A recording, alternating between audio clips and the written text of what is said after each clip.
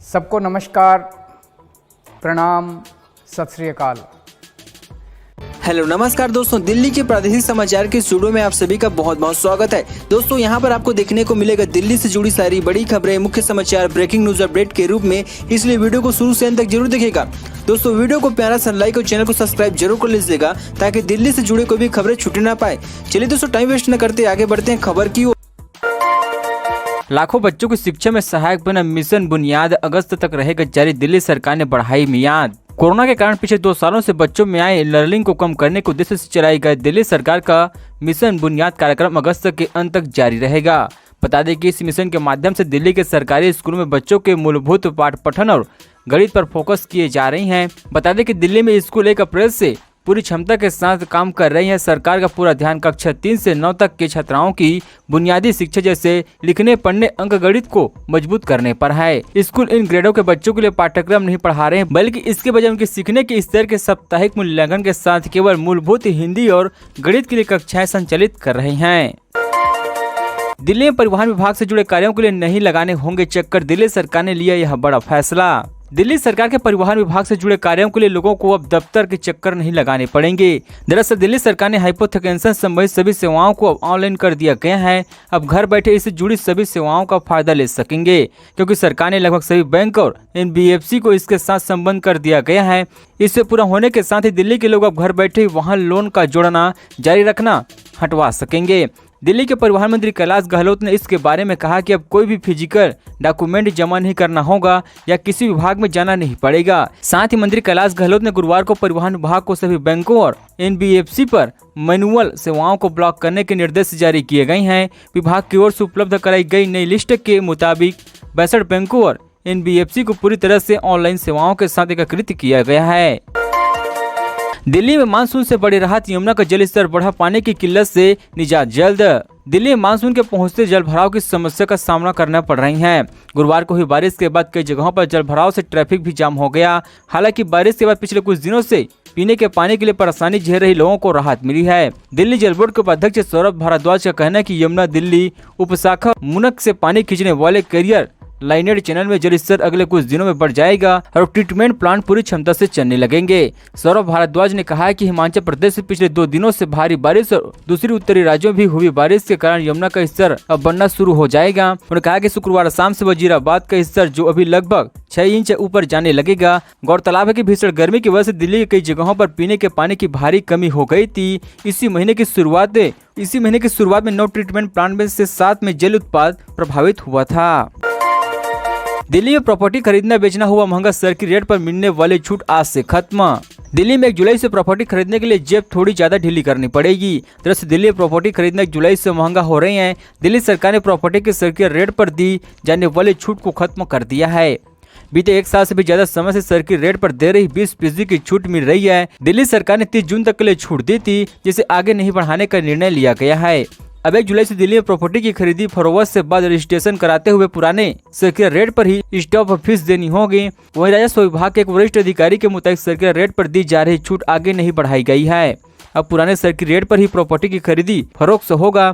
यह छूट 3 तरह की आवासीय, व्यवसायी और औद्योगिक प्रॉपर्टी पर दी गई है। सरकार ने सरकारी रेट नहीं बढ़ाने का फैसला 1 दिन पहले नहीं लिया है। सरकार ने राजस्व विभाग के अधिकारियों से प्रॉपर्टी की खरीदी फरोख्त को लेकर पूरा आकलन करने के बाद यह फैसला किया गया है।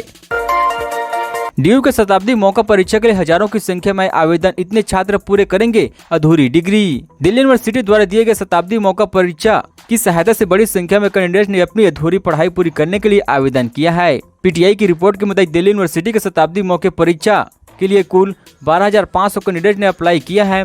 ये सभी छात्र अपनी अधूरी डिग्री पूरी करने के लिए इस मौके का फायदा उठाएं और कोर्स कंप्लीट करेंगे। दिल्ली यूनिवर्सिटी अपने 100 साल पूरा होने पर शताब्दी समारोह का आयोजन कर रही है, जिसके तहत पूरे साल सेलिब्रेशन होंगे। शताब्दी मौका परीक्षा इसी सेलिब्रेशन के तहत दी जाने वाली एक सुविधा है। ये भी जान लें कि ये सुविधा केवल UG, PG और प्रोफेशनल कोर्स के लिए है। PhD और MPhil के छात्र इस सुविधा का लाभ नहीं उठा सकते हैं। इसके बारे में DU के dean of examination DS Rawat का कहना है कि शताब्दी मौका परीक्षा के लिए हमें 12,677 आवेदन प्राप्त हुए हैं। इसके लिए आवेदन की लास्ट डेट 30 जून की थी। जून में पड़ी भीषण गर्मी, तापमान ने तोड़ा कई साल पुराने रिकॉर्ड, बारिश को लेकर जताई गई है संभावना। राष्ट्रीय राजधानी दिल्ली में इस बार गर्मी ने कई रिकॉर्ड तोड़ दिए हैं। दिल्ली के लोगों को जून महीने में इस बार भीषण गर्मी का सामना करना पड़ा है।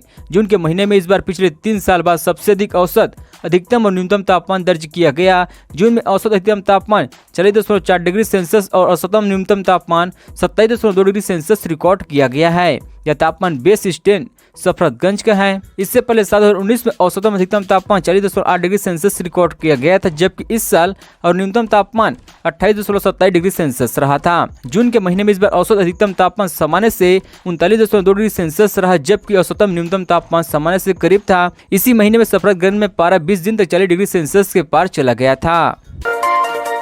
बिहार से महिला को बुलाकर दिल्ली में बनाए गए बंधक पति ने हाईकोर्ट में की है यह अपील। दिल्ली हाईकोर्ट ने एक शख्स की याचिका दाखिल कर यह दावा किया कि कुछ लोगों ने उसकी पत्नी और कई दूसरी महिलाओं को बंधक बना रखा है। शख्स ने दाखिल याचिका में बताया गया कि उसकी पत्नी और दूसरी महिलाओं को जंजीर से बांध गैर कानूनी तरीके से रखा गया है। साथ ही उसने हाईकोर्ट से पत्नी को पेश करने का आदेश देने का अनुरोध किया गया। इस पूरे में जस्टिस संजीव नरूल और नीला बंसल कृष्ण अवकाश पीठ ने नोटिस जारी कर पुलिस को स्थिति रिपोर्ट दाखिल करने का निर्देश दिया गया है। वहीं दिल्ली हाईकोर्ट ने मामले की अगली सुनवाई के लिए 7 जुलाई की तारीख तय की है। इस मामले में पुलिस ने बताया कि महिला इस समय ओमान में है। याचिकाकर्ता का पक्ष रख रहे अधिवक्ता लोकेश हलवाद ने बताया कि उनके मुवक्किल की पत्नी के मोबाइल फोन पर अप्रैल में कॉल आया और उसे पहाड़गंज के होटल में नौकरी देने की पेशकश की गई। उन्होंने बताया कि फोन करने वाले ने उनके मुवक्किल और पत्नी को नौकरी की पेशकश स्वीकार करने के लिए मनाने की कोशिश की गई। कमर्शियल सिलेंडर के दाम घटने के बाद अब राजधानी दिल्ली में कितनी हो गई इसकी कीमत। राजधानी दिल्ली में कमर्शियल गैस सिलेंडर के दाम में शुक्रवार को 198 रुपए की कमी की गई। नई कटौती के साथ 19 किलो के कमर्शियल एलपीजी सिलेंडर की नई कीमत अब 2021 रुपये हो गई है। दामों में कटौती से पहले कमर्शियल सिलेंडर की कीमत 2219 रुपये थी। नई कीमत में 1 जुलाई 2022 से दिल्ली में लागू हो चुकी है। बता दें कि कीमतें केवल कमर्शियल सिलेंडर पर घटाई गई है, घरेलू सिलेंडर पर नहीं। एलएनजेपी सिलेंडर के दाम में यह लगातार दूसरे महीने कटौती की गई। इससे पहले 1 जून को कमर्शियल सिलेंडर के दाम 135 रुपये घटाए गए थे। बता दें गुरुवार को कांग्रेस के रसोई गैस की ऊंची कीमतों को लेकर केंद्र सरकार पर जोरदार हमला बोला था। कांग्रेस ने कहा था कि हमारे यहाँ 2 भारत बन चुके हैं, जिसमें कुछ चुनिंदा लोग अमीर हो रहे हैं और दूसरा जहाँ लोग घरेलू गैस सिलेंडर को दोबारा भरवाने का खर्चा वहन करने में भी समर्थ नहीं है।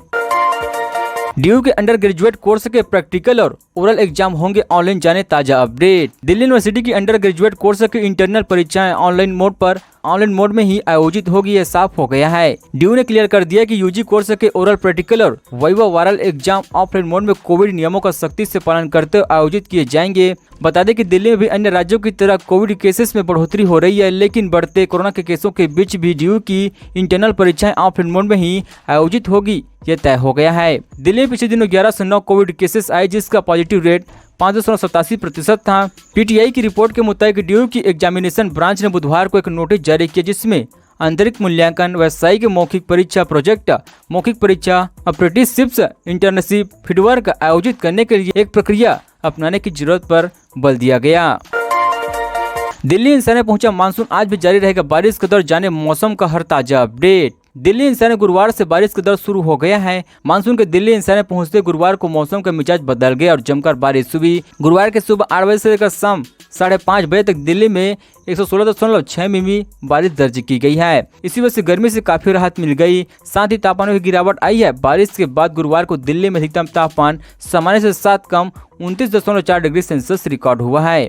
भारतीय मौसम विज्ञान विभाग के मुताबिक दिल्ली एनसीआर में शुक्रवार को भी बारिश का सिलसिला जारी रहेगा। शुक्रवार को बारिश के असर को देखते हुए मौसम विभाग ने ऑरेंज अलर्ट जारी किया गया है। शुक्रवार को दिल्ली में अधिकतम तापमान 32 डिग्री सेल्सियस रहने के अनुमान जताए गए हैं।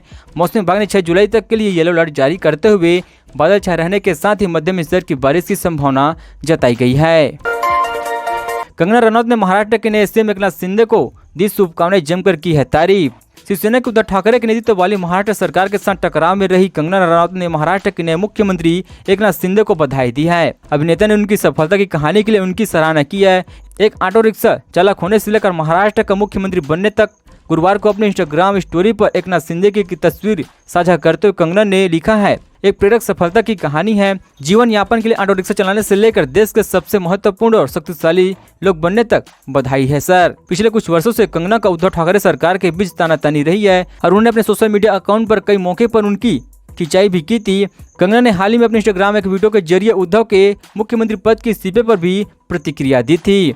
दोस्तों, खबरों का सिलसिला बस यहीं तक। दोस्तों, वीडियो जानकारी आपको अच्छा लगा, वीडियो को प्यारा सा लाइक कीजिए। दोस्तों, आप दिल्ली निवासी हमारे चैनल को सब्सक्राइब करते दिल्ली जुड़ी सारी बड़ी खबरें मिलते रहे। चलिए दोस्तों, अगले वीडियो में मिलते हैं, तब तक के लिए जय हिंद जय भारत।